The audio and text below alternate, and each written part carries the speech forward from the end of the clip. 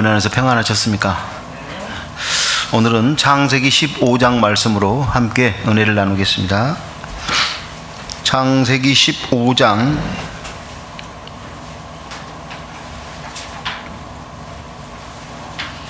1절로 7절 말씀입니다.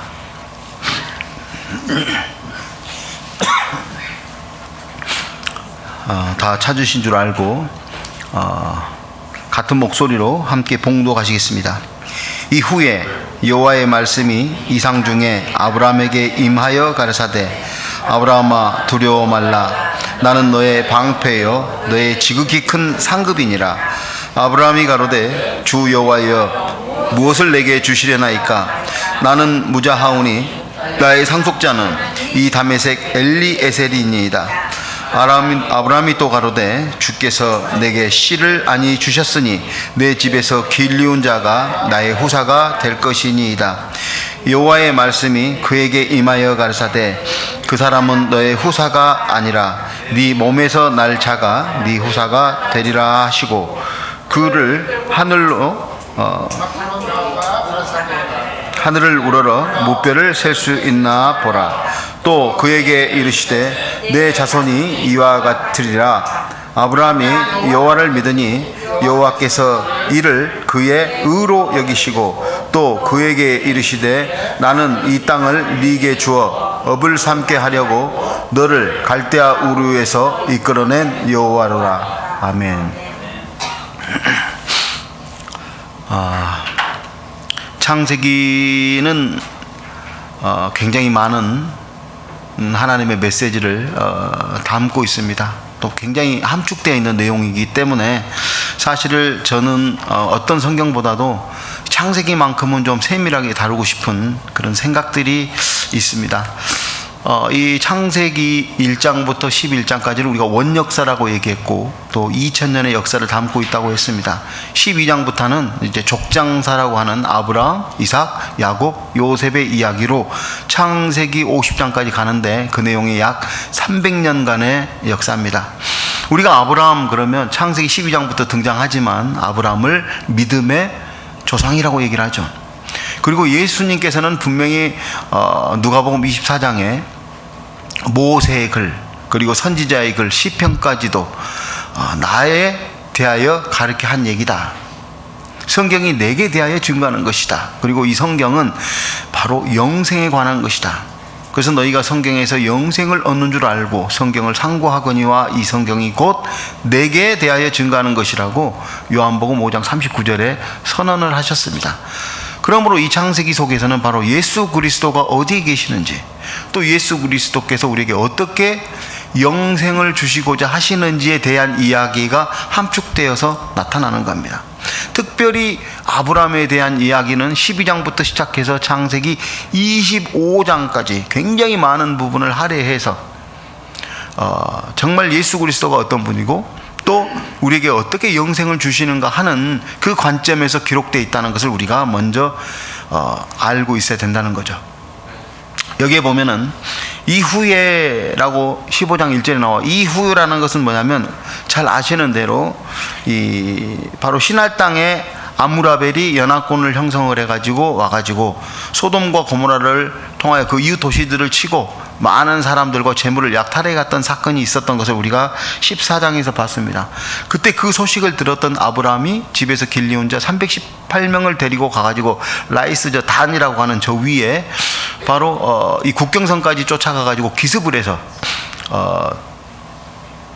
이 롯과 그 포로들을 전부 돌렸던 이야기. 그리고 돌아오는 길에 살렘 왕 멜기세덱을 만나서 떡과 포도주를 받고 축복을 받았던 그런 이야기들이 기록되어 있지요. 그리고 나서 거기에 11조를 드렸던 이야기들, 그런 이야기들이 쭉 나오지만 그 후에라고 나오는 것은 15장 1절에 그 후에라는 것은 조금 시간이 지난 거예요. 그러나 아브라함의 마음속에서는 굉장한 두려움을 느끼고 있죠.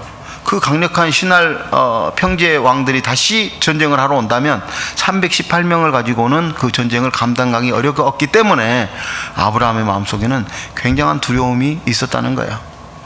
그때 하나님께서 나타나셔서 이상 중에 아브라함에게 임하여 가르사대 아브라함아 두려워 말라.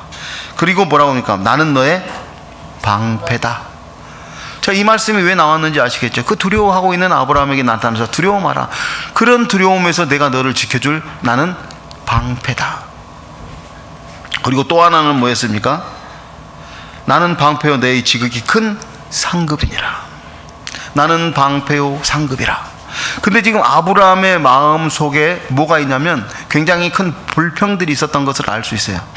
하나님께서 창세기 10장에 아브라함아 네가 본토 친척 아비 집을 떠나서 내가 네게 지시할 땅으로 가라. 그리 가면 내가 네로 큰 민족을 이루게 하고 네로 말미암아서 모든 족속이 복을 받을 것이고 너는 복의 근원이 될 것이라는 그 약속의 말씀을 쫓아서 갈 바를 알지 못하고 하나님 말씀 의지해서 가나안 땅에 들어왔어요. 위험천만한 상황이죠.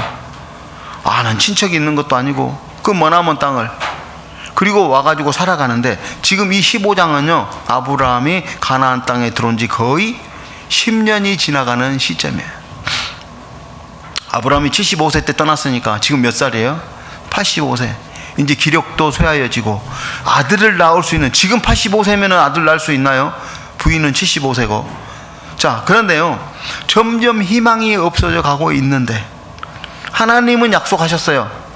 너로 말미암아 큰 민족을 이룰 것이고 복의 근원이 되고 너로 말미암아 온 민족이 복 받는다고 했는데 복은 냅두고 아직도 자식도 없고 땅 한 평 집도 없어요. 그리고 이 두려움 가운데 떨고 있었는데 하나님이 이상 중에 나타나셔서 나는 너의 방패요 너의 지극히 큰 상급이다 이렇게 말씀하시니까 아브라함 속마음에 뭐가 나와요? 서운함도 있고, 하나님 복 준다면서요, 자식 준다면서요, 내 자식들 후손들이 그냥 어마어마한 큰 민족을 이룬다면서요. 근데 아무것도 이뤄줄 조짐이 보이질 않는 거죠. 그래서 아브라함 마음속에는 실망과 서운함과 화가 나는 거예요. 그래서 꾹꾹 담고 있었던 말을 하나님 앞에 하는 겁니다. 나는 방패요 너의 지극히 큰 상급이다. 아브라함이요 서운하고 실망스럽고 화도 나고. 그러니까요 2절에 뭐라고 해요? 아브라함이 가로되 주 여호와여 무엇을 내게 주시려나이까?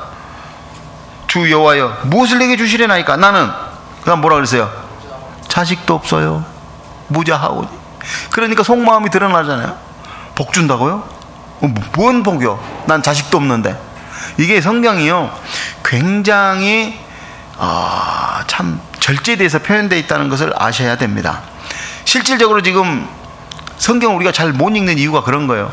지금 아브라함의 말투가 어떤 것 같아요? 코에서 김이 나면서 씩씩거리면서 뭐 하나님 나한테 복 준다면서 뭐 못 줄 건데요, 나는 자식도 없는데, 이렇게 얘기를 하는 거예요. 그러면서 화가 나니까 나의 상속자는 이 다메섹 엘리에셀이니다. 아브라함이 또 가로되 주께서 내게 씨를 아니 주셨으니 내 집에서 길리운 자가 나의 후사가 될 것이니다. 아브라함이 다메섹으로 이렇게 지나오면서 고아 아기를 하나 데려왔어요.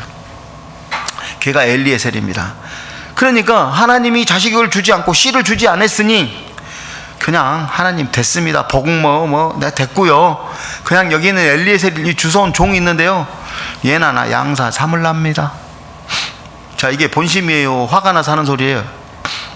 굉장히 화가 나고 서운하고 실망스럽고 하나님 말씀만 믿고 따라왔는데 배신당한 것 같고, 그래서 속이 없는 말을 하는 거예요. 하나님 됐고요. 여기 다메섹에서 주워온 그 우리 집에서 길렀던 그 아들 내가 내 후손 내 아들로 양자로 삼겠습니다 라고 얘기를 했어요. 그러나 4절에는 똑같이 말씀하십니다. 여호와의 말씀이 그에게 임하여 가르사대 그 사람은 너의 후사가 아니라 네 몸에서 날 자가 네 후사가 되리라. 자, 어디서 나요? 네 몸에서 날 자, 네 씨로 말미암아서 큰 민족을 이루겠다는 말씀, 그 언약은 변개할 수 없는 언약이기 때문에 하나님께서 다시 한번 얘기를 하시는 거예요. 아니다, 그는 너의 후사가 아니고 너는 네 몸에서 날 자가 네 후사가 되리라 하시고, 그를 이끌고 밖으로 나가 가르사대 하늘을 우러러 하늘을 우러러 뭇 별을 셀 수 있나 보라. 요즘은요 하늘에 최근에 나는 하늘의 별을 본 적이 있다 하신 분 손 들어보세요. 난 일주일 안으로 해서, 나는 일주일 전으로 생각해서 나는 하늘의 별 봤다. 손 들어보세요. 한 분. 자, 오늘도 어제도 그제도 별은 떠요, 안 떠요? 왜 못 보셨어요? 그만큼 바빠요. 하늘에 오르러서 별 한 번 쳐다볼 시간도 없을 만큼 바쁘게 사는 거야. 그리고요, 하늘의 별을 보기보다는 땅에 인간들이 만들어 놓은 인공적인 빛들이 너무 많아서, 거기 휘황찬란해서 네온 사인에 수많은 조명등 때문에 하늘의 별을 볼 시간이 없습니다. 근데 제 어릴 때는요, 나이는 그렇게 제가 안 많잖아요. 머리만 하얗지. 근데 여름밤이 되면은 할 일도 없고 친구들하고 전부 나와서 동네 이 코올리개들 다 나와서 평상에 누워서 다 하늘 쳐다보고 있어요. 별똥별도 왜 그렇게 많이 떨어지는지. 별똥별 떨어지면 뭐 해야 돼요? 소원 빌어야지. 그러니까 이런 것들요, 지금 어린 친구들은 뭐 전혀 공감이 안 되겠죠. 하늘에 보면요, 세상 말로 별이 허드러지게 많았어요. 서울이나 이런 공해가 심한 지역 가면 별이 별로 없을지 모르지만 지금도 시골 같은 데 가면요, 와, 별이요 그렇게 반짝입니다. 하물며 아브라함이 살았던 이 4,000년 전, 지금으로부터 4,000년 전에 공해 하나도 없었던 그때 하늘의 별을 보니까 어때요?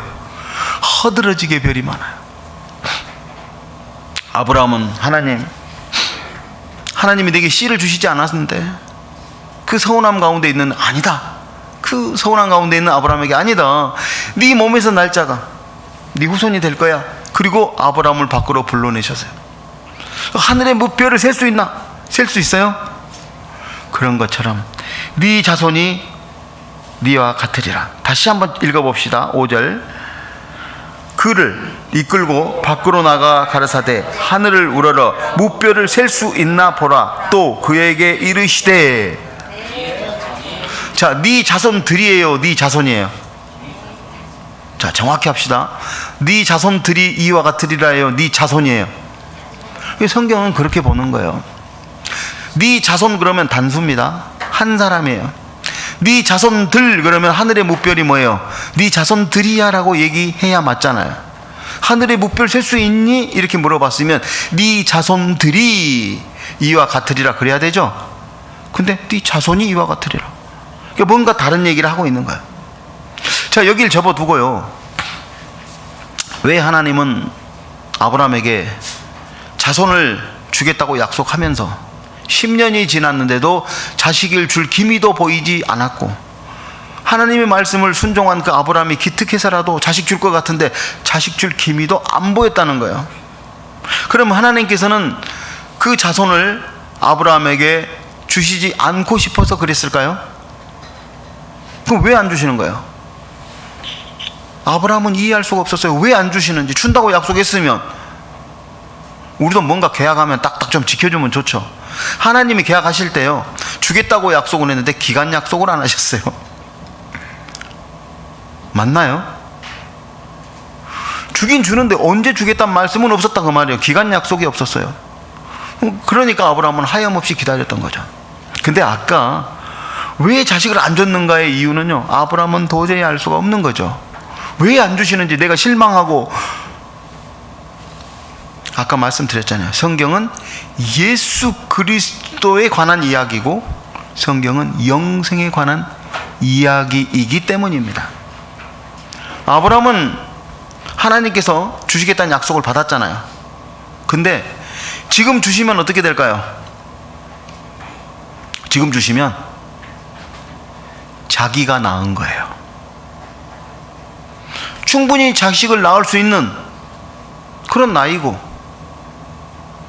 자기 아내 사례를 데리고 왔을 때 애굽의 왕까지도 눈이 휘둥그레질 정도로 아름다운 여인이었고 충분히 자식을 낳을 수 있잖아요. 그래서 하나님께서는 주시지 않은 거예요. 왜? 하나님께서 지금 뭘 얘기하냐? 영생을 얻는 것, 어떻게 얻느냐는 거예요. 영생은 인간의 노력이나 자기 힘으로 얻을 수 있는 것이 아니라는 걸 보여주시는 거예요.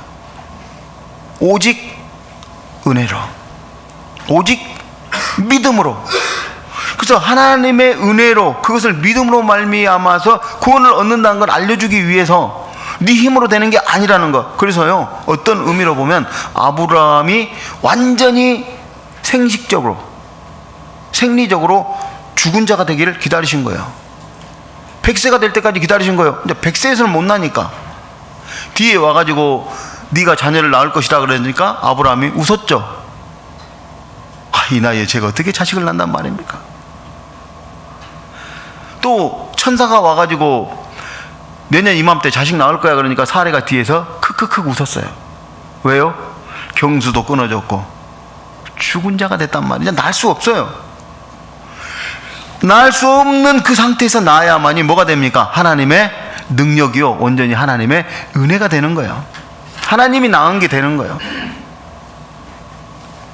근데 지금 팔팔하고 충분히 아이를 낳을 수 있는 그런 때라면 결코 하나님이 낳은 것이 아니라 내가 노력해서 나의 힘으로 낳았다고 할 것이기 때문에 하나님은 그 자녀를 주시기는 주시는데 언제 줘요? 하나님의 능력으로. 구원이 그런 거라는 거예요. 구원은요, 어떤 선이나 덕이나 행위를 통해서 구원받을 수 있는 것이 아니라는 거예요. 죽었다는 건 뭐예요? 나는 아무것도 할 수 없는 존재라는 거. 내 힘으로 안 된다는 거. 자력 구원은 없어요. 오직 하나님의 은혜로만 구원받을 수 있다는 것을 계시하기 위해서 하나님께서는 기다리신 거예요. 근데 아브라함은 아직 죽지 않았잖아요. 팔팔하게 살아 있었어요. 그래서요, 뒤에를 읽어보면 이제 자기가 자기 힘으로 나아보려는 노력들이 나타나죠. 그래서 여기 보면요, 그러나 하나님께서는 언약을 하셨습니다. 그래서요, 인간이 하는 언약도 함부로 그걸 깨지 못해요. 근데 하나님께서 하신 그 언약을 하나님이 깨실 수 없는 거죠. 그 언약은 반드시 이루어집니다. 그러나 하나님께서는 그를 통하여 믿음이 무엇인지 그걸 계시하고 싶으신 거예요. 그래서 아브라함아, 너 밖으로 나와봐라. 그리고 하늘의 무별을 한번 쳐다봐라. 그러면서 뭐라고 하셨어요? 무별들을 셀 수 있나 봐라. 이건 뭐냐면 창세기 12장 3절에 뭐라 그랬습니까? 너로 말미암아 온 민족이 복을 받을 것이다. 뭘 통해서요? 네 자손을 통해서. 그러면 그 자손이 누굴까요? 그리스도, 예수 그리스도일 수밖에 없죠. 그리고 훗날 너 씨로 말미암아 오시는 예수 그리스도를 믿음으로 온 민족들에서 하나님을 믿고 복받는 사람들이 이렇게 많을 것이다 라고 얘기를 해주면서 그 증표로 무뼈를 쳐다보라. 근데 정확하게 무뼈를 셀 수 있나 보라 다음에 또 그랬잖아요. 또 그에게 이르시되 네 자손이 이와 같으리라. 네 자손은 누구라고요? 예수 그리스도. 하나를 가리키고 있잖아요. 만약 별들을 보고 얘기를 했다면 초점이 네 자손들이라 그랬을 거예요. 하늘의 별들 셀 수 있니? 못 세지. 네 자손들이 이렇게 많을 거야 라고 복수를 사용했을 텐데 네 자손으로 단수를 썼다는 거예요.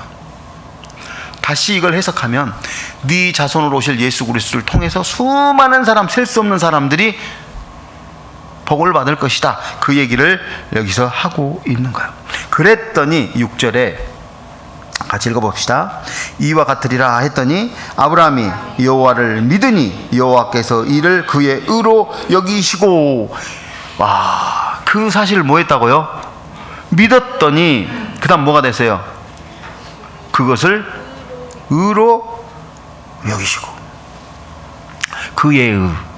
그러니까 다시 얘기할게요. 죄인이 의롭게 될 수 있는 방법은 딱 하나밖에 없어요. 사도행전 4장 12절에 천하 인간에게 구원 얻을 만한 이름은 예수 그리스도 말고는 주신 적이 없다. 다시 얘기하면요, 천하의 모든 사람은 예수 그리스도를 믿음으로, 그분의 십자가의 보혈을 믿음으로 의롭게 되는 거예요. 엊그저께 저희 신학교에서 그런 문제를 내가지고 목사님들 간에 상당한 불편함이 있었다는 얘기를 들었는데 무슨 얘기였느냐? 교수님이 와서 그랬대요. 우리는 예수 그리스도를 믿고 구원받았는데 예수님이 오시기 전에 구약시대 때는 그 사람들은 어떻게 구원 얻었습니까? 답을 쓰시오 하고 백지를 한 장씩 나눠줬대요. 답이 뭐죠? 근데 답이 그랬는 모양이에요. 양 잡고 소 잡고 그걸 통해서 하나님 앞에 나아갔다. 어떤 사람은 율법의 행위를 열심히 지킴으로써 하나님 앞에 나아갔다. 그러나 지금은 예수님이 오신 이유이기 때문에 믿으면 된다. 뭐 이런 답들이 있었나 봐요. 천하 인간에게 구원받을 만한 이름은 예수 그리스도밖에 없기 때문에 구약이든 신약이든 예수님 말고는 다른 구원자가 없습니다. 그러나 단 하나, 구약에는 앞으로 오실 아브라함의 후손으로 오실 예수 그리스도를 믿음으로 구원을 받는 것이고, 오실 예수, 그분이 우리의 모든 죄를 다 가져간다는 것을 뭐 하는 거예요? 믿음으로. 아직 보지 않았지만, 아직 그분은 오시지 않았지만. 그래서 히브리서 11장 1절에 보면 나오는 게 뭐예요? 믿음은 바라는 거의 실상이요. 자, 바라는 게 뭐예요? 아직 오시지 않았지만 바라보고 있는 거예요. 근데 이미 마음에는 어때요? 이루어졌어. 보지 못하는 것의 증거니, 안 봤지만, 아브라함은 예수님을 본 적이 없지만 뭐예요? 마음속에 그분이 오셔서 우리 죄를 가져갔다는 것을 몰라요. 믿음이라는 눈을 통해서 확증하고 있었다는 거예요. 그게 믿음이라는 거예요. 앞으로 오실 예수 그리스도를 믿고 그분이 우리 죄를 다 가져간다고 했던 하나님의 말씀을 믿었더니 그것을 뭘로 여겼어요? 그의 의로 여기셨다는 거예요. 이게 성경 전체 주제입니다. 갈라디아서, 로마서를 사람들이 굉장히 좋아해요. 은혜 있다, 로마서는 정말 복음의 진수다, 다 얘기하는데 그 로마서를 꽉 짜내면 뭐예요? 아브라함처럼 믿어라, 그 말이잖아요. 그래서 아브라함이 여호와를 믿으니 여호와께서 그의 의로 여기시고, 믿음으로 얻는 의, 그게 로마서 주제고 신약 성경에 주시고 성경 전체의 주제입니다. 그러니까 아브라함에게 지금 가르쳐 주시고 있는 건 뭐예요? 하나님의 약속을 믿어라. 그 약속이 누구예요? 그 오신다고 했던 여자의 후손으로 오실 그 아브라함의 씨로 오실 그 약속의 그 자손. 그래서 이 이야기를 그대로 옮겨놨어요. 갈라디아서에. 여기 줄 끼워 놓으시고 갈라디아서 3장을 한번 봅시다. 갈라디아서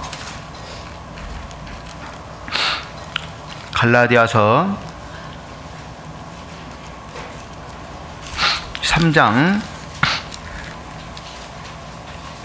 창세기 3장 16절에 여자의 후손 얘기 나왔죠. 갈라디아서 똑같이 3장 16절에 나옵니다. 갈라디아서 3장 16절 15절부터 볼까요? 자, 한번 읽어봅시다. 시작. 형제들아, 사람의 예대로 말하노니 사람의 언약이라도 정한 후에는 아무나 패하거나 더하거나 하지 못하느니라. 그렇죠. 하나님의 언약하셨는데 사람 언약도 그 마음대로 패하거나 그렇게 못하잖아요. 더하거나 패하거나 변개 못하는데 하나님께서 그 약속하신 거 변할 리가 없다, 그 말이죠. 16절 읽어봅시다. 시작. 이 약속들은 아브라함과 그 자손에게 말씀하신 것인데, 아까 그 자손 그랬죠. 무별과 그 자손. 자, 그 자손이라고 한 건데 여럿을 가리켜 그 자손들이라 하지 아니하시고 오직 하나를 가리켜 네 자손이라 하셨으니 곧 누구예요? 그리스도라. 그러니까 아브라함에게 약속하시면 네 자손이 이와 같으리라 할 때 자손들이 아니라 자손 그랬다. 하나를 가리켰는데 그것이 바로 누구다? 예수 그리스도다. 해석이 된 거예요, 여기에. 그러니까 아브라함은 무별을 쳐다보라 했을 때 가서 별 쳐다보고 온 줄로 착각해요. 아, 별 쳐다본다고 의롭게 됩니까? 누구 때문에? 그 자손.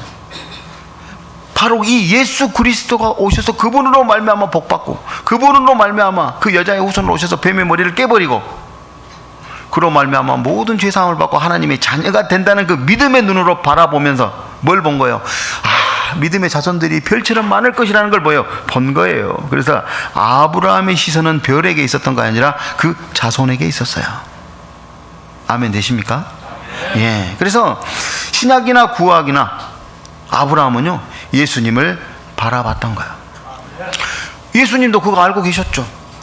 그래서 유대인들에게, 예수님을 믿지 않는 유대인들에게 가서 예수님께서 내가 하나님의 아들로 이 땅에 왔다, 내가 곧 길이요 진리요 생명이라고 얘기해도 그 사람들은 어때요? 예수님을 믿으려고 하지 않았지요.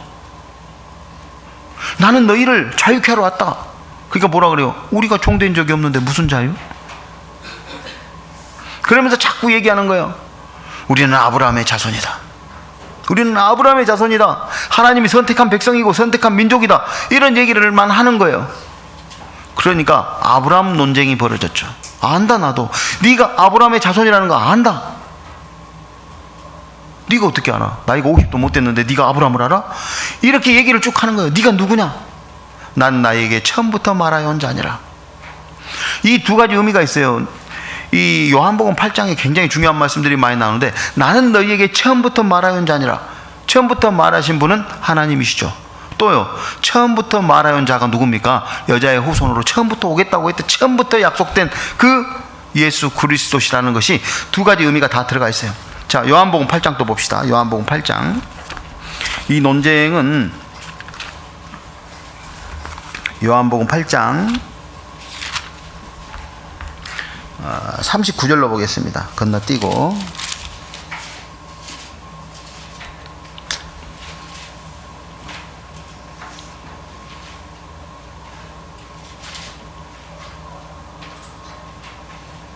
팔장 39절 읽어봅시다. 시작. 대답하여 가로되 우리 아버지는 아브라함이라 하니 예수께서 가라사대 너희가 아브라함의 자손이면 아브라함의 행사를 할 것이거늘. 자, 무슨 얘기예요? 우리는 아브라함의 자손입니다. 우리 아버지는 아브라함입니다. 이렇게 얘기하니까 뭐라 그래요? 니네들이 아브라함 자손이면 아브라함처럼 믿어야지. 아브라함의 행사를 할 것이라는 게 뭐예요? 아브라함처럼 해야 된다는 거예요. 그랬더니 여기 봅시다. 여기에 보면 너희가 아브라함의 자손이면 아브라함의 행사를 할 것이거늘 지금 하나님께 들은 진리를 너희에게 말한 사람이 나를 죽이려 하는도다. 아브라함은 이렇게 하지 아니하였느냐. 너희는 나가 진리를 얘기하면 나를 죽이려 하지만 아브라함은 그렇게 안 했다는 거예요. 아브라함이 그렇게 안 했다고? 아브라함이 예수님을 알아요? 지금 무슨 얘기를 하고 있어요? 아브라함은 바로 그 오실 자손을 어떻게 돼요? 영접했다는 거예요. 배척하는 게 아니라 영접했다. 그래서 여기 한번 읽어봅시다. 계속 41절. 너희는 너희 아비의 행사를 한도다. 대답하여 우리가 음란한 데서는 나지 아니하였고 아버지는 한 분뿐이시니 곧 하나님이시로다. 예수께서 가라사대 하나님이 너희 아버지였으면 너희가 나를 사랑하였으리니 이는 내가 하나님께로 나왔음이라. 나는 스스로 온 것이 아니요 아버지께서 나를 보내신 것이니라. 어찌하여 내 말을 깨닫지 못하느냐. 이는 내 말을 들을 줄 알지 못함이로다. 쭉 얘기하죠. 그러면서 너희는 왜 아브라함의 후손이라고 하면서 아브라함처럼 믿지 않아? 아브라함은 나를 이렇게 대하지 않았어. 나를 뭐 했다? 영접했는데. 그리고 나서 여기에 이제 명확한 얘기를 하고 있습니다. 여기에 보면 56절 큰 목소리로 읽습니다. 56절 시작. 너희 조상 아브라함은 나의 때 볼 것을 즐거워하다가 보고 기뻐하였느니라. 그죠? 아브라함이 예수님 봤대요. 그래서 이 말씀을 풀었으면 히브리서 11장 1절이 되는 거예요. 믿음은 바라는 것의 실상이요 보지 못하는 것의 증거다. 아브라함은 앞으로 오실 예수 그리스도를 멀리서 이렇게 바라보고 믿음으로 그것이 이루어진 거예요. 멀리서 볼 것을 즐거워하다가 그 다음에 보고, 예수님 아직 안 오셨는데 봤대. 그래서 바라는 거에 실상이라는 거예요. 마치 아직 예수님이 오시는 걸 보진 않았지만 멀리서 이렇게 믿음의 눈으로 바라보고 마음에 이루어져 버린 거예요. 그게 마음의 실상이 된 거라는 거예요. 또 보지 못하는 것의 증거니, 안 봤는데도 내 마음속에는 뭘로요? 믿음의 증거로서 굳건하게 서 있는 것. 그게 바로 믿음의 사람이고 아브라함의 신앙이었다 하는 것을 알 수 있는 거예요. 그래서 아브라함은 내게 이렇게 안 했다. 너희가 아브라함의 자손이면 아브라함의 행사를 해야 되잖아. 아브라함은 나의 때 볼 것을 그렇게 사모하고 기다리다 즐거워하다가 보고 기뻐한 사람이야. 그래서 믿음의 조상이야 라고 얘기를 한 거예요. 그러니까 굉장히 중요한 내용이 여기 나오는데 이게 성경 전체의 주제입니다. 믿음으로 의롭게 된다. 사람 행위로 되지 않는다. 그것을 아브라함의 삶을 통해서 조명하시고 계시하시는 거예요. 그러니까 아브라함은 자식을 지금 받아선 안 되죠. 하나님의 능력으로 얻는 구원. 그냥 아브라함은 할 수 있는 게 아무것도 없어요. 자식을 얻으려면 자기는 뭐만 하면 돼요? 하나님의 약속을 뭐 하는 거예요? 믿기만 하면 되는 거예요. 우리가 구원받을 때 뭘로 구원받습니까? 예수 그리스도의 십자가를 뭐 하는 거예요? 바라보고 믿기만 하면 되는 거예요. 나를 위해서 그분이 십자가에서 피 흘려주시고 그분의 공로로 나를 구원하셨다. 오직 하나님의 은혜다. 오직 하나님의 능력이다. 나는 뭐예요? 아무것도 할 것이 없는, 그리고 주님의 은혜를 바라보고 믿는 그런 사람이라는 겁니다. 그걸 아브라함의 삶을 통해서 계시하고 싶은 거예요. 그래서 하나님께서는 젊어서 아브라함이 나면, 지가 난 줄 알죠. 뭐 충분히 아이를 낳을 수 있는 그런 몸이니까. 그래서 하나님께서는요, 아브라함에게 철저하게 너는 죽은 사람이고 너의 행위의 1%도 하나님의 구원에는 도움이 되지 않는다. 오직 하나님 은혜로만 구원받는다는 것을 알려주기 위해서 기다리시는 거예요. 아브라함은요, 하나님의 언약, 사람의 언약도 변개 못한다 그랬잖아요. 그러니까 하나님의 언약만 바라보고 잠잠히 기다리면 돼요. 분명히 하나님은 그 약속을 지키실 것이기 때문에, 그래서 죽기까지 기다리신 거예요. 근데 분명히 보세요. 16장 딱 넘어가면 어때요? 또 육체가 아직 살아있으니까 뭐라 그래요? 사례가, 여보, 저 애굽에서 온 종 하갈이 있는데 어차피 뭐 당신의 씨로 된다고 했으니까 나는 틀린 것 같고, 나는 이미 경수도 끊어졌고 싱싱하고 젊은 이 애굽의 노예가 있으니까 여기서 자식을 낳아봅시다. 이거 보세요. 하나님의 약속이 아니라 뭐예요? 자기의 행위로 해보려고 하잖아요. 그러니까 하나님은 지금도 줄 때가 아니야. 언제 준 줄 아세요? 100세 돼야 돼. 완전히 꼬부랑 할아버지 돼가지고 이제 더 이상 뭐 이건 뭐 낳을 수도 없고, 사례는 경수도 끊어져서 이제 뭐 아예 뭐 애기 낳을 수도 없는 상황이 됐을 때, 그때 낳아야 누가 낳은 거예요? 하나님의 능력으로 낳은 거잖아요. 근데 그 세를 못 참고,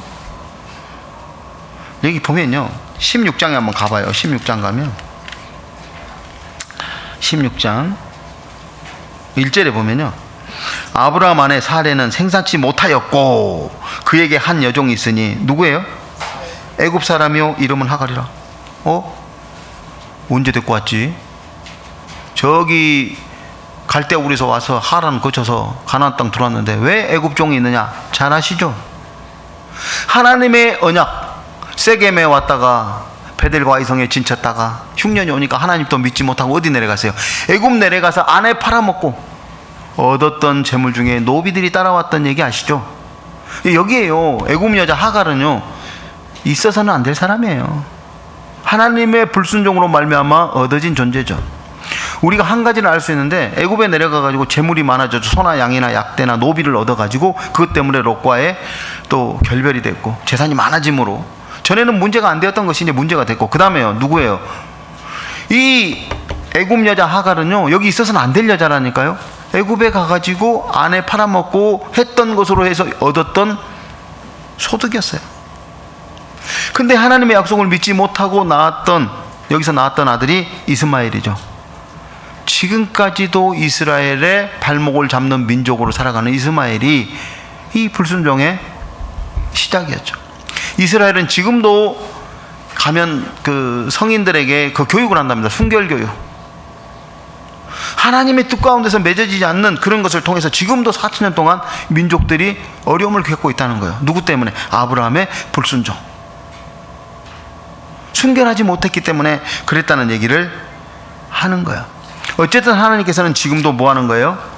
아브라함이 하나님의 약속을 잠잠히 믿고 기다리기를 원하고, 그 다음에 아브라함이 생산치 못할 때까지, 완전히 죽은 몸이 될 때까지 기다리시는 거예요. 왜? 하나님은 예수 그리스도와 복음과 그 영생을 계시하기 위해서 지금 아브라함은 하나님의 뜻을 알았어야 했는데, 아브라함 입장에서는 모르잖아요. 하나님이요, 하늘의 무뼈를 셀 수 있나 보라. 네 자손이 이와 같을 것이야. 그러니까 뭐라고 하는 줄 알아요? 그리고 나서 너는 애굽 땅에서 내가 너에게 복을 주려고 불러왔다라고 얘기하니까, 그럼 계약하시죠. 그것을 꼭 이루어주겠다는 것을 계약하시죠. 이런 얘기를 합니다. 여기 15장 보세요. 여기 15장 6절. 아브라함이 여호와를 믿으니 여호와께서 이를 그의 의로 여기시고 줬습니다. 또 그에게 이르시되 나는 이 땅을 네게 주어 업을 삼게 하려고 너를 갈대아 우르에서 이끌어낸 여호와로라. 그가 가로되 주 여호와여, 내가 이 땅으로 업을 삼을 줄을 무엇으로 알리까? 그죠? 너 복 주려고 불렀어 라고 얘기하니까, 그러면 뭔가 증거가 있어야지. 뭘로 내가 알아요? 증표 주세요. 증표 주세요. 그럴 때 하나님이 주십니다. 9절. 여호와께서 그에게 이르시되 나를 위하여 3년 된 암소와 3년 된 암염소와 3년 된 수양과 산비둘기와 집비둘기의 새끼를 취할지니라. 여기 보면요, 3년 됐단 말이 쭉 나오죠. 3년 된 암소, 3년 된 암염소, 3년 된 수양, 산비둘기, 집비둘기. 여기 보면요, 레위기서 읽어보면 번제, 소제, 화목제, 소제 빼고, 소제는 피가 없는 제사장, 번제, 소제 빼고 화목제, 속제제, 속건제에 들어가는 딱 한 번씩 들어가는 제물들이에요.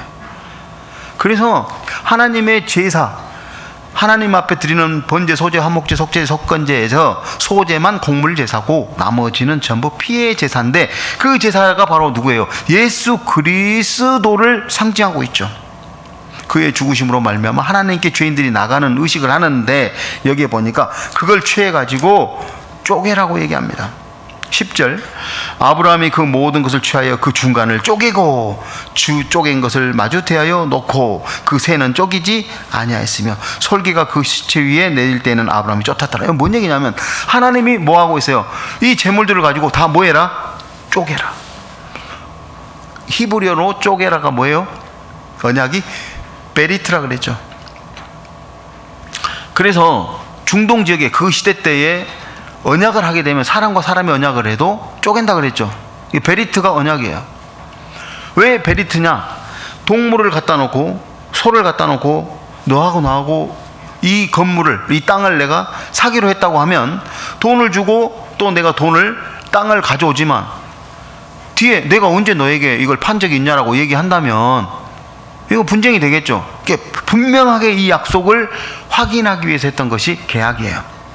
그래서 그 시대 때 중동 지역은 어떻게 했냐? 어떤가 누군가와 계약을 하게 되면 그 계약을 하기 전에 동물 하나 갖다 놓고 그 증표로 동물을 탁 반으로 쪼개서 쪼갠 거예요. 그럼 동물이 이렇게 죽어서 피를 질질 흘리고 죽었을 때 두 사람이 손을 잡고 많은 사람들 불러다 놓고 둘이 지나갑니다. 그러면 사람들이, 아, 저 사람들 둘이 이제 분명히 계약했구나. 동물을 쪼개는 이유는 첫 번째 뭐예요? 만약에 그 계약을 어기면 너는 죽는다예요. 그래서 이걸 생명 언약이라고 해요. 안 지키면 죽는 거예요.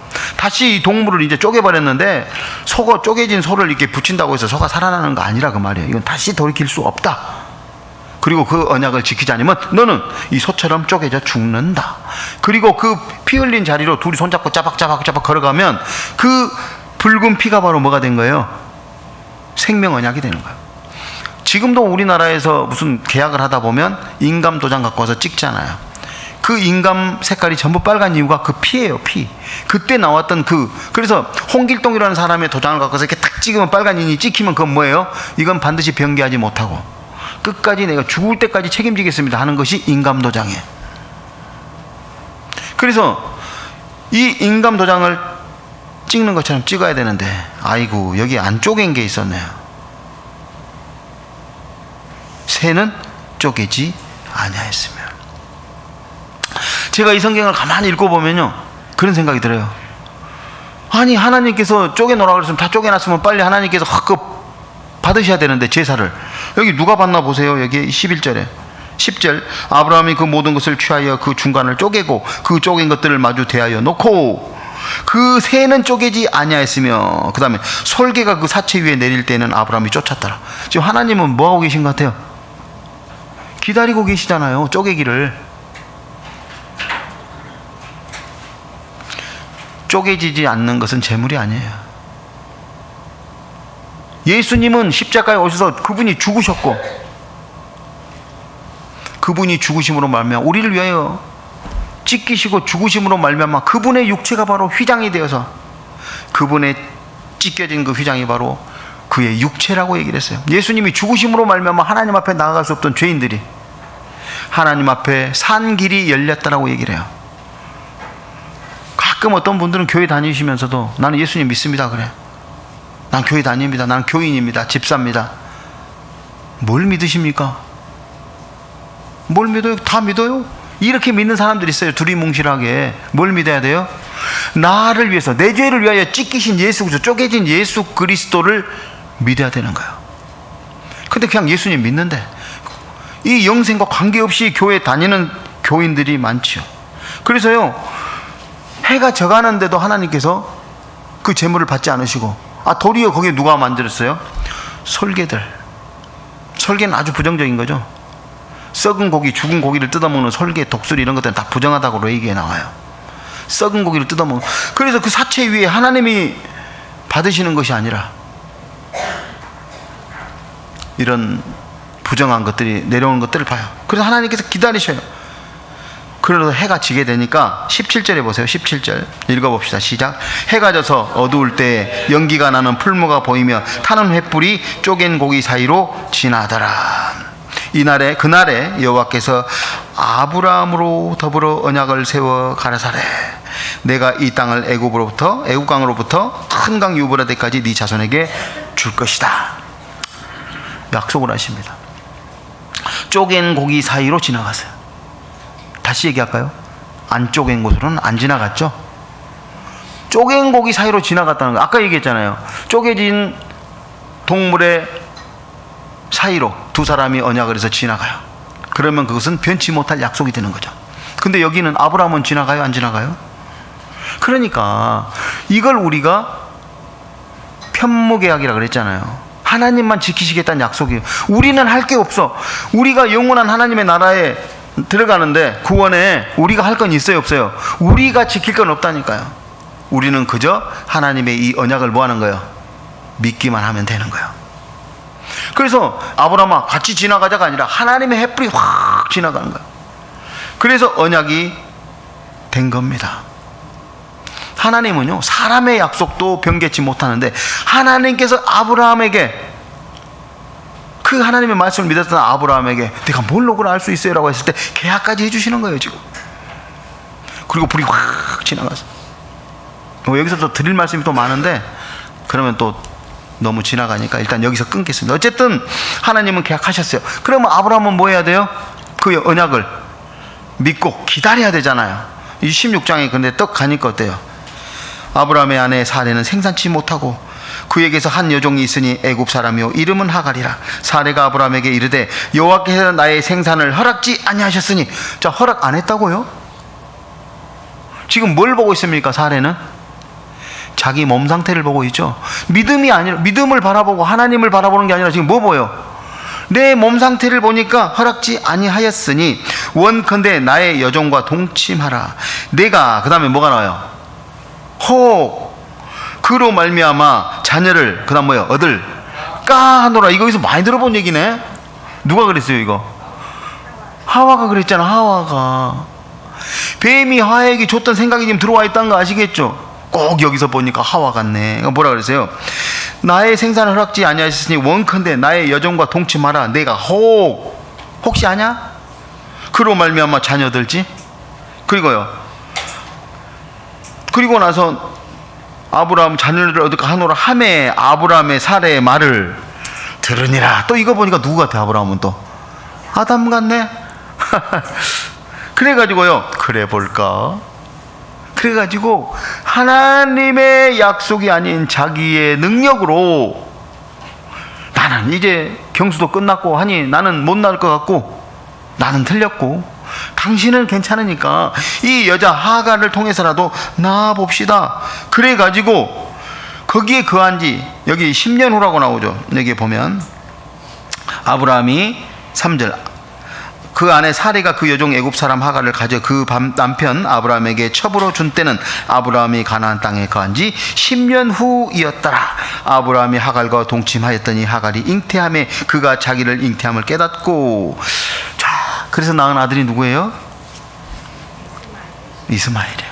두고두고 4천년간 이삭을 괴롭힐 이스마엘.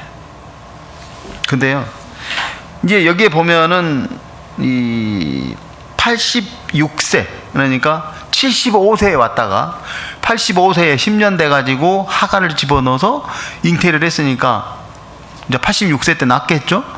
86세 때 이제 꿈에 그리던 아들을 안게 돼요. 근데 그 아들은 하나님의 약속의 자녀예요? 아니에요? 아니에요. 이럴까 봐서 하나님께서 안 주신 거라고요. 치가 났다 그러니까 인간의 꾀로 욕심으로 자기의 노력으로. 그래서 17장 딱 가면요 86세 때 낳았는데 17장 1절 보세요. 아브라함이 몇 세예요? 99세 때 여호와께서 아브라함에게 나타나서 그에게 이르되 나는 전능한 하나님이라. 너는 내 앞에서 행하여 완전하라. 13년 동안 86세 때 이스마엘을 낳고 나서 99세까지 하나님께서 침묵하셨어요. 하나님 굉장히 서운하셨나 봐요. 그죠? 언약도 하고 하늘의 무뼈를 쳐다보라 하고 뭐 햇불 쪼갠 고기 사이로 보여주고 다 했는데도 바로 그냥 하갈이라는 여인을 통해서 하나님이 언약하지 않은 이스마엘을 낳게 됩니다. 이 13년 동안 하나님께서 침묵하셨다가 하나님도 꾹 참고 계시다가 한마디 딱 하셔요. 아브라함이 99세 때 여호와께서 아브라함에게 나타나셔서 그에게 이르시되, 나는 뭐라고요? 전능한 하나님이시라는 거예요. 하나님이 못할 일이 뭐가 있으세요? 아들 주기 싫어서 하나님의 능력이 부족해서 지금 자식을 못 낳고 있는 게 아니라는 거예요. 전능하신 하나님. 그런데 사람 말로 표현할게요. 야 아브라함아, 너 나 믿는다며? 내가 하늘의 무별 쳐다보고 그러니까 나 믿는다며? 나 전능한 자인데 나는 너에게 자녀를 줄 수 있지만 하나님의 섭리로 인해서 예수 그리스도를 계시하기 위해서 내가 너에게 한 건데 너는 그새 못 참고 네 능력으로 자녀를 낳냐? 너 나 믿는다면서 나는 전능하고 다 할 수 있는데 조금 기다리지. 그래서 뭐라고 합니까? 너는 내 앞에서 행하여 완전하라. 믿음은 뭐라고요? 행함이 없는 믿음 죽은 거란 말이에요. 행하여 완전하라. 이 완전이란 말은 히브리어로 타밈이라 그래요. 타밈. 타밈은 뭐냐면 인간에게 쓰는 단어가 아니에요. 사실은 아브라함아, 너 나 믿는다면서 그러면 그 믿음대로 행하여 완전해야지라고 하는데 전제가 있어요. 인간은 완전하지 않은 존재입니다. 그게 여기 나오는 행하여 완전하라는 얘기는요, 이게 하나님에서 소속돼서 하나님을 나타낼 때는 타밈, 그러면 완전하신 하나님 그런 뜻이에요. 근데 사람에게 타밈 그럼 뭐예요? 인간은 완전할 수 없기 때문에 뭐하다? 성실해야 된다. 그러니까 너는 믿는다고 하면 믿음대로 내게 성실하게 행해야 된다는 거예요. 그런데 너의 행위는 어떻다? 하나님 앞에서 성실하지 못한 그런 존재라는 거예요. 하나님 너무 서운하신 거예요. 기다렸어야지. 자, 하나님의 마음을 또 읽어봐야죠. 11장 봅시다. 히브리서 11장. 잡아놓으시고 히브리서 11장 믿음장 가보자는 거예요. 히브리서 11장.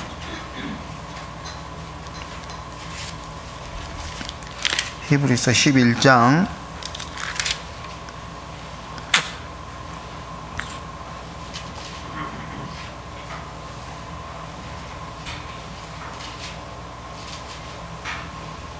8절입니다.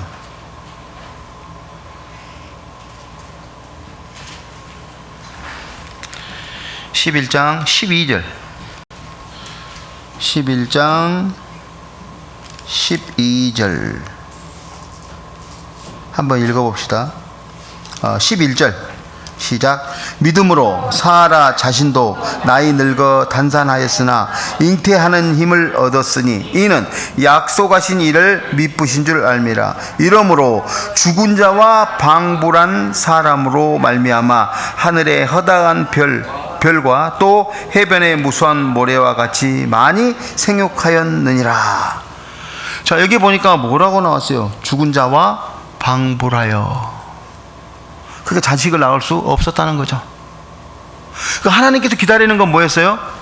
아브라함이 더 나이 들어서 더 이상 자기 능력으로 하나님을 낳을 수 없었을 때 인간의 수단이나 인간의 무언가 능력으로 나올 수 없는 상태가 되기를 기다리셨다는 거죠. 죽은 자와 방불할 때까지 그때 주시려고 하나님은 기다리셨어요. 그를 통해서 하나님의 구원은 인간의 노력이나 의로 되는 것이 아니라 하나님의 은혜, 그리고 그것을 믿음으로 말미암아 영생할 수 있다는, 구원 얻을 수 있다는 것을 계시하기 위해서 그렇게 기다리셨는데 아브라함은 어떻게 됐어요? 아브라함은 그것을 기다리지 못하신 거예요. 또 하나님의 뜻은 뭐예요? 아브라함에게 자녀를 주지 않는 것이 아니라 바로 예수 그리스도를 계시하기 위해서요. 창세기 17장 봅시다. 17장. 창세기 17장. 죽은 자가 되기를 기다렸다 그랬잖아요. 17장 17절 5절부터 볼게요. 하나님이 또 아브라함에게 이르시되 네 아내 사레는 이름을 사레라 하지 말고 그 이름을 사라라 하라.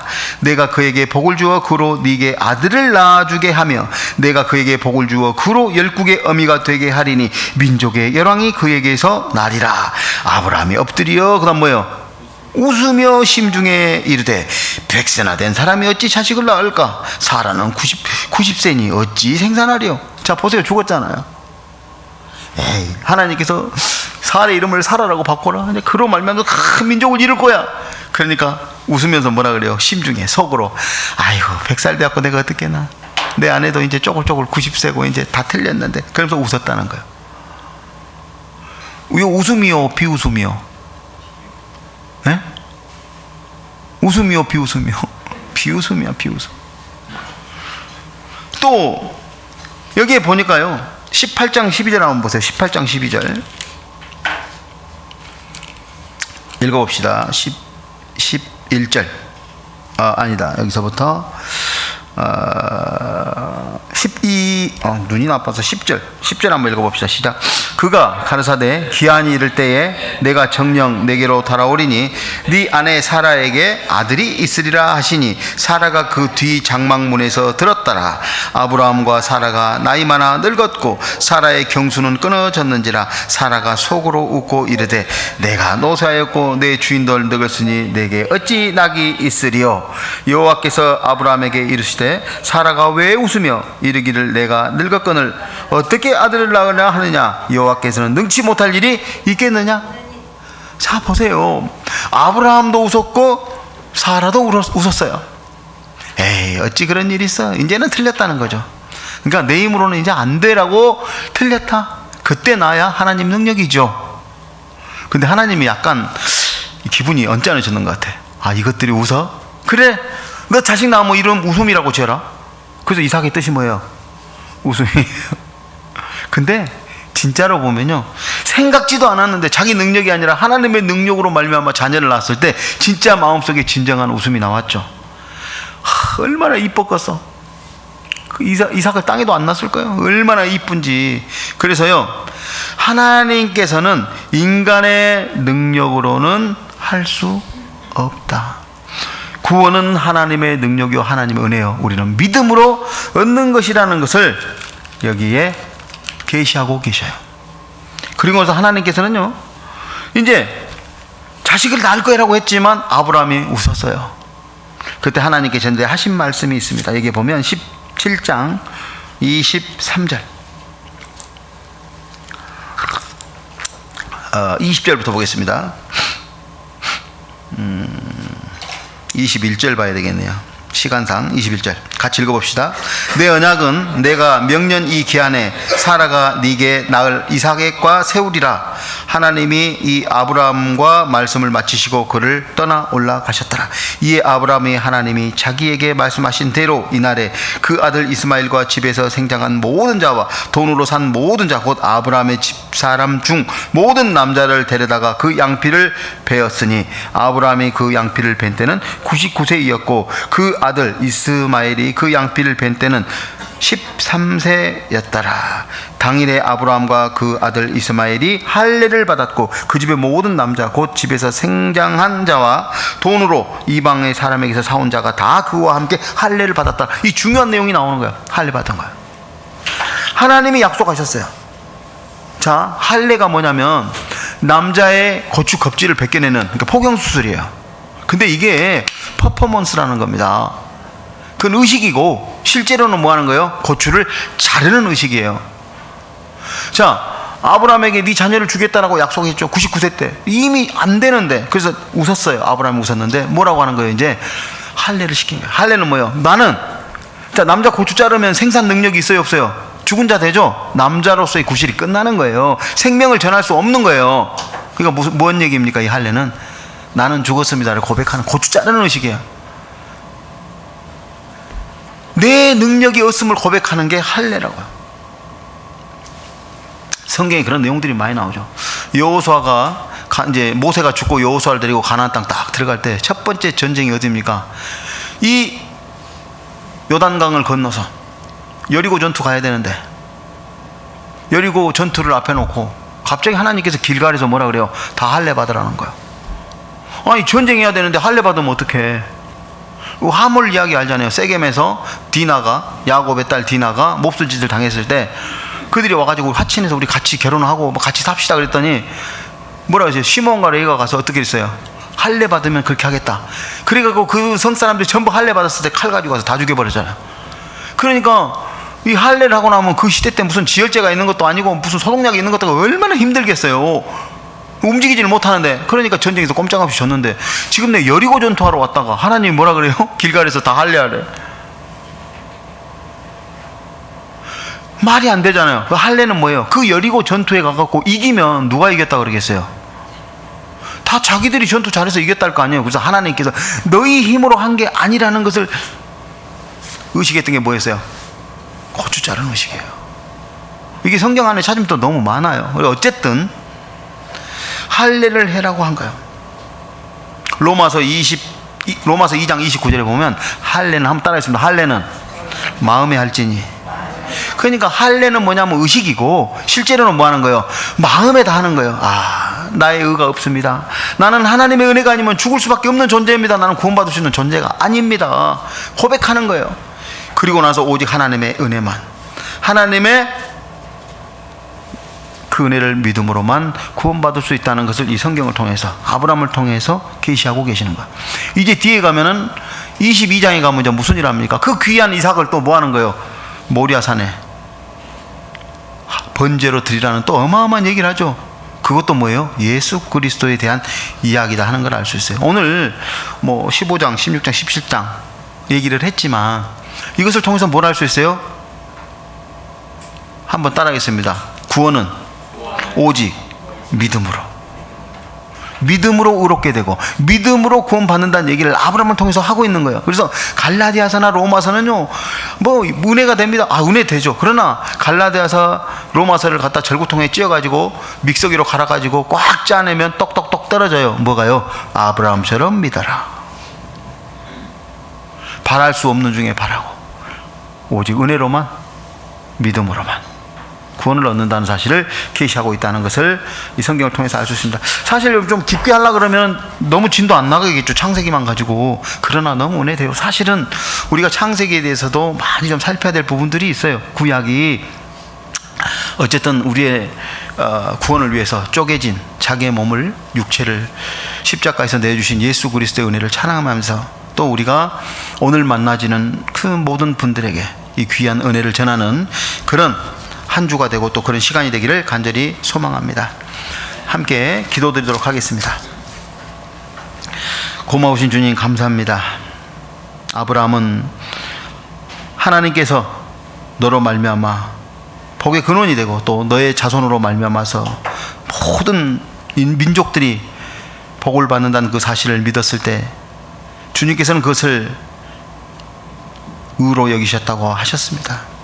우리도 동일하게 2000년 전에 이 땅에 우리 죄를 위하여 십자가에 피 흘려주신 예수님을 만난 적도 본 적도 없지만 우리의 믿음으로 주님의 그 귀한 십자가의 은혜를 이 마음속에 담고 살아갑니다.